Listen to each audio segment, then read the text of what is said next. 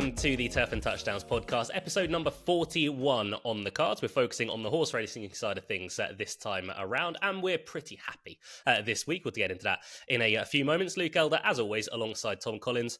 It's been a torrid time, but we're back. Yeah, racing podcasts were taking a hit for no real reason of our own, I don't think. I mean, we were obviously choosing tough races. I was choosing the races for the podcast. So they were super competitive. We had so many seconds and thirds at good prices as well over the last few weeks, but we lacked the winners. That changed on Saturday. You had the winner. I had the each way second. A part of me thinks it should have been the other way around, but for podcast purposes, we got the perfect result. Yeah, we're not selfish. We're not selfish at Turf and Touchdowns. Tom is. But Carl Spackler managed to stamp his ticket to the Breeders' Cup. He might be good enough to go for the Breeders' Cup Mile. At the moment, he's the best horse on turf in North America. I think that's fair to say. He was very good last time. It looks like he's just a very talented horse putting his career together now with two very good back-to-back efforts.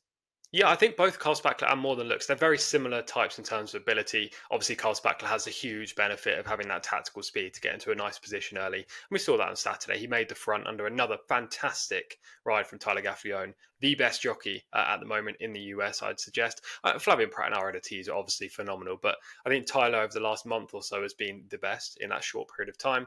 He gave Carl Spackler an A-plus ride.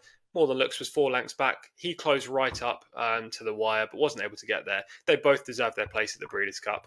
Whether they can beat the Europeans, we'll find out. But I like More Than Looks a little bit more than Carl Spackler, just because of the way the turf track plays at Del Mar, and the fact that the mile is probably going to be quite a big field coming from the back and picking off the tired horses. Maybe the better way of doing it.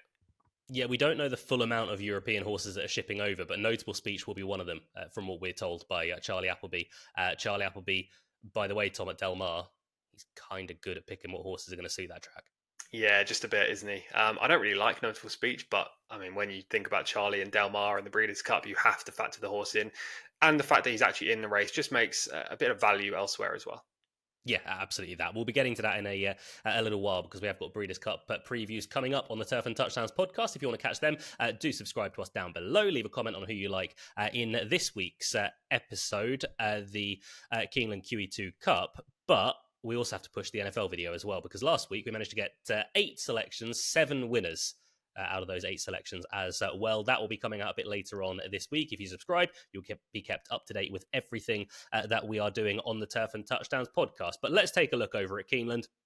We've got the Queen Elizabeth II Challenge Cup where we have already got a market as well. So as opposed to the morning line, we'll go for the market that's already out over here. She Feels Pretty is 5-2. Soprano is 11-4. Candala is 4-1. Greyosh at 8-1. Oversubscribed 10s, 18-1 Caitlin, Her Greatness. 18-1 as well for Pounce. 18-1 Waves of Mischief. Buku and Pin Up Betty are 20-1 apiece. There's the market, Tom. Who's too big? Who's too short? She Feels Pretty is too short, but because she's a North American-based horse, she's going to probably go off that price or around that price on the day anyway, but I still think that's a lack of value there. Soprano's about the right price. Candala, I think, is the right price. Oversubscribe's too big, and Buku are too big. They're the two, I think, bigger prices that I'd be most interested in from a value perspective. We'll talk about one of those, especially a bit later on when it comes to picks. But that's how I see the market. It's not as bad in terms of our traders making huge ricks as in recent weeks. I'll say that.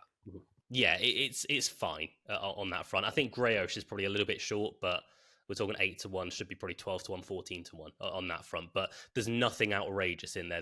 The traders, if you're watching, you've done a good job on this one. This is absolutely fine. Let's talk about the first of them. Let's talk about She Feels Pretty because this is a horse who, at one point, she looked like she's going to be an absolute superstar. She managed to lay out a very big performance 3 starts ago when she won over at Pimlico in the Hilltop. She went into Grade 1 company after that. She was very well supported. She fluffed her lines a little bit behind Cinderella's Dream, who broke the track record. She was behind Greyosh last time around, which was for her really disappointing. I'm just a bit worried about her now, honestly. I don't think she's as good as we were hoping she'd be. Yeah, this filly is talented, but her 2-year-old efforts are arguably on the same level as a 3-year-old efforts. And this is what you kind of see sometimes with these really sharp, precocious types. They just don't progress at the rate of knots that you want them to. Her form last year was solid. She won the Grade 1 the Talmud at Woodbine in great fashion, coming from the back and powering down the middle of the track to win by a clear margin.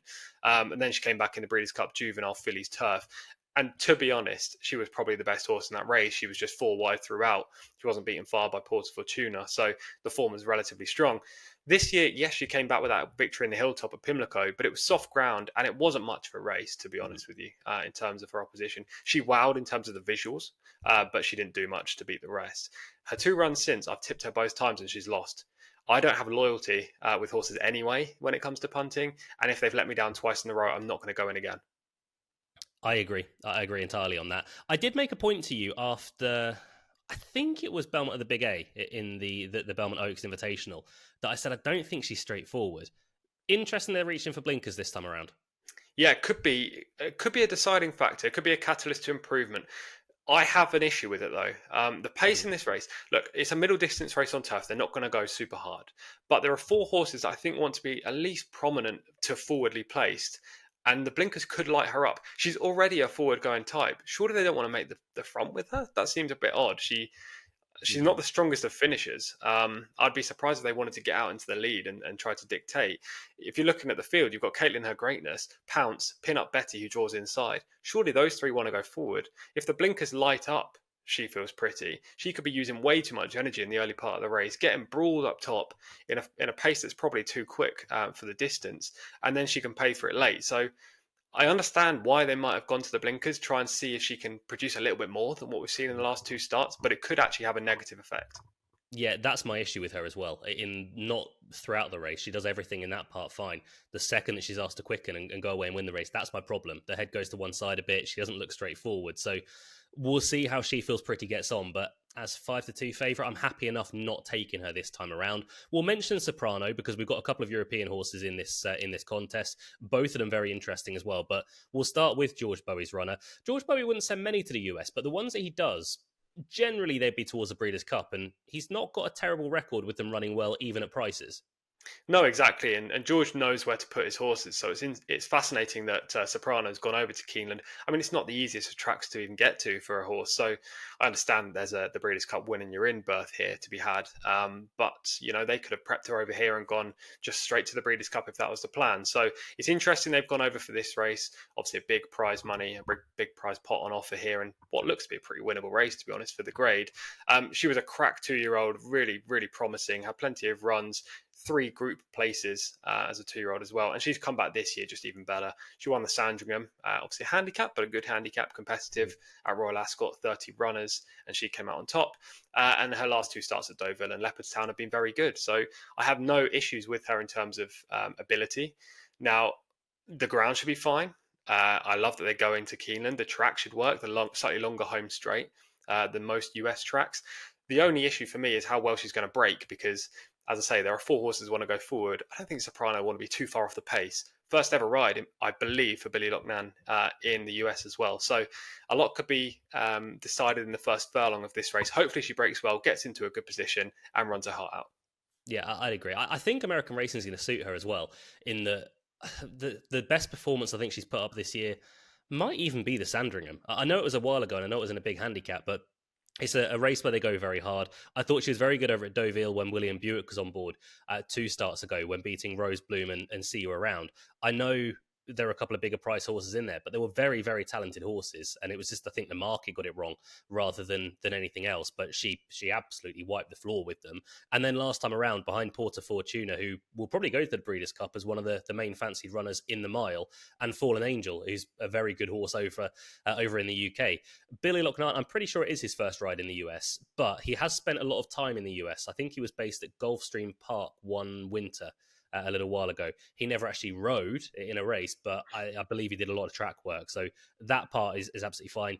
Billy's riding phenomenally at the moment. I think he's had 5 winners as we're recording this over the last couple of days. He's just having a very, very good time of things at the moment. If she repeats that run in the Matron over in Ireland, I think she's going to be very, very tough to beat. And she's one that is very high on, I think, everyone's shortlist, and she's very much in play here. The other European raider and the probably most interesting horse in the race aside from Soprano is Candala, who is coming over from France. She's maybe not ended out as, or become as good as you were hoping for in the early part of her career, but she's still been running well in some good contests behind the likes of Friendly Soul last time around. That form's been boosted. So I think this is a fascinating move from Francis Omri Graffard to take Candala to the US. Yeah, I'm most intrigued by this horse. On the whole Keeneland card, I have actually looked at most of the races because the entries and morning lines are out early. I think Candala is probably the most interesting horse. Now, Soprano has a better win chance than Candala on what we've seen, and Candala's form isn't good enough to take this prize on what we've seen. But I think there are big caveats there insofar as I think she's been running over too far. She's been too keen in her races. And actually, the fact that Graffard sent her over to the US, I think it's a huge positive because she's going to be helped by the faster early pace. She's been found out by the slow dawdle that they've been going around in France over longer trips. It's just not suited her. She's reefed and tugged for her head, largely placed towards the inside in those races as well, boxed in, and she's just wasted too much energy, in short. You go back to her 2-year-old races, and I don't watch too many French races, I have to admit. Obviously, trying to keep a handle on the UK, US, Saudi. French racing doesn't come into my zones, basically. I never watch it, but I went and watched all the replays before previewing this race. If you look at her 2-year-old effort over a mile, I thought she was really, really promising. And she came out first time this year, over a mile, and again, blitzed them. She just looks a much better horse over that kind of trip. So I love the cut back in distance. She's drawn outside, which I think is a huge positive as well. She couldn't have a better draw because she's going to be taken back in the race. It's going to allow Florent Geroux a chance to just move on to the outside, sit one off the fence, and give him and her that perfect opportunity to swoop wide and quick around that home turn. I think she's going to be open to loads of improvement. And actually, if I said to you which horse has got the most upside, I think I would say Candala because we just don't actually know how good she is. Whereas the majority of the others, we kind of know about where they are, maybe oversubscribed to one side. So I'm intrigued by her. She's very, very interesting. Yeah, I get that. I do get it. My concern with Candala is that, yes, she's been a bit of a weak finisher over longer trips than this and over quite significantly longer trips. A mile and a half. Last time around was a mile and a quarter and obviously ran in the Prix de Diane. I'm worried that's her. I'm worried that is her style of racing, that she travels well into the contest. If you stopped the race 2 furlongs out last time, you'd have thought she's going to beat Friendly Soul. And then push came to shove, and then she got passed by Bertha, who managed to run on this into second. So that is a slight concern for me. This is probably an easier race than what she's been contesting over in Europe. Not by a lot, but probably still a touch easier. I do think she will suit the American style of running, though, in that she's a strong travelling horse. She's going to really appreciate this strong pace to aim at. And at Keeneland, she might just be one that could swoop down the outside. As opposed to last week, where we were kind of poo-pooing the European horses, I think the European horses are absolutely fascinating in this contest. Yeah, I completely agree. Should we go straight into picks? Let's do it.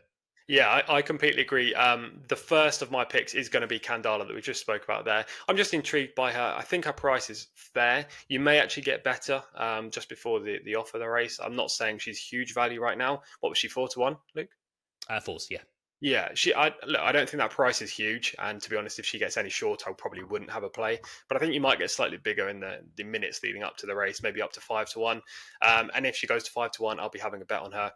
I love deep closes on this turf track at Keeneland. It's the way to ride the track. If you go out in front, it's very hard to make all. So Candala is going to be the first of my 2 bets. This isn't a race that I'm super confident about, so I'm happy to have 2 darts at it. The other one is on a horse called Buku, who we briefly touched on right at the top of the show. She's 20-1 currently with our firms in the UK. I just think she's open to so much improvement this year. And it seems like a dramatic over adjustment from the traders to put her at such a huge price. Her recent runs just haven't been as good as many people would have expected. But when she goes to Keeneland, she's a different horse. She's 2 from 2 at the track, which included a win in the Jessamine last year, a grade 2. She came from right out the back, scooted down the middle of the track and beat some nice animals in that race. Previously to that, she won a nice race at Keeneland as well, but it wasn't anywhere near as good as the Jessamine. I thought she actually shaped with good promise actually last time at Del Mar as well. She was beaten, I think she was 4th or 3rd, maybe 4th in that race. And again, it just didn't suit her style of run. Back to Keenan now, I think we could see a better effort. She could easily grab a place, so I'll have a little bit on her each way. And then I'll bet Candala, if she's around 5-1 leading up to the race, she'll be my win play in the race. Yeah, I'm going to go double-handed in this race as well. Buku is the each way play. They've messed her about recently a little bit. And granted, they want to go to big races. They've been to the Appellation to start off this year. And look, she managed to win that, taking her records, you say, to 2 from 2 over at Keeneland. She went to the Edgewood. She finished 6th. She went to the Grade 3 Regret. She finished 2nd. Belmont Oaks Invitational, where she was obviously behind Cinderella's Dream and also She Feels Pretty. She finished 6th. Then he went to Del Mar. which is a very odd one. Maybe closer to the Breeders' Cup if you're going to leave the horse there and let her train there. But this was back in August. She ran in the Del Mar Oaks. She ran well, finishing back in fourth. Keeneland's her track. She likes a long straight. I remember when she won the Jessamine, I remember watching the race thinking, oh, that's a bit underwhelming. In that I don't think we found a legitimate Breeders' Cup contender out of this. She ran okay in the Breeders' Cup, to be fair. She only ran to a speed figure of 78, but she was never winning. But she was always sort of on the premises, so to speak. But I think this track, as I say, brings out the best in her. I think at 20-1, she's one that if there's 3 places on offer, just in case we get a few non-runners, she's one that has to be played, the Bauer runner. And I think big last word on Buku, just to jump in, that we didn't mention, jockey switch as well. Big jockey switch. Junior Alvarado taken over from Martin Garcia. I think that's a huge positive for her as well. Yeah, Martin Garcia has been on board generally. Joel Rosario rode 2 starts ago, but generally it has been Martin Garcia. But Buku, the mount of Junior Alvarado. And I think Billy can get off to a good start over in the US with Soprano for George Bowie. I think she's the best horse in this race, quite frankly. I wouldn't have said that at the start of this year, but she's been a massive improver. She was brilliant in the Sandringham. She, I thought, looked good over at Sandown when things didn't really go perfectly for her. At Ascot, the start after, again, she was absolutely fine. But the latest 2 efforts have been very, very good. At Deauville, 2 starts ago, she put to bed a very good field. Last time around in the Matron, which is a very hot race behind Porta Fortuna, I thought she ran absolutely lights out as well. So, Billy Loughnane, your MO is to not get stuck on the rail. If you're watching this, turning for home, you have to try and get out. Watch what Bold Act did with Jamie Spencer last year. And don't do that, because Jamie afterwards said I got in a whole world of trouble. Get off the rail and come down the centre of the track. Doesn't matter if you're handy, just get off the rail because you're going to get stuck there if you do. But could be a good weekend for Billy. He's got 2 rides over at Keeneland. He's on Frost at Dawn for William Knight, who I think is going to be another Breeders' Cup runner. I think she might go for the Dirt Sprint or the Filly Mare Sprint. Yeah, potentially. I haven't actually seen anything about her, to be honest. So you've got the one up on me there. But yeah, it'd be nice to see Billy have another runner and potentially another winner as well on the card. And it's just good to see European challenges go over there, to be honest. Pre-Breeders' Cup, where obviously we're used to it. Yeah, I think this is a good race placement from both Francis Omri Graffard and also George Bowie to think outside the box and try and grab themselves a grade 1. But that's they're the plays for myself and Tom. I'm with Soprano, Tom with Kandala, and both of us are having a little bit on Buku from an each way standpoint, looking to back up a good week last week with Carl Spackler and More Than Looks. More Than Looks. I forgot that horse's name so many times this week, but yeah. Yeah, More Than Looks, that one. Who stayed on well for second place. As I say, over the coming weeks, we're going to be doing tons of Breeders' Cup content, including a preview for every single Breeders' Cup race, which will be shorter previews, but they will be previews all the same. That will be closer to the time. So do click subscribe down below. Leave a comment for who you like over at Keeneland this weekend.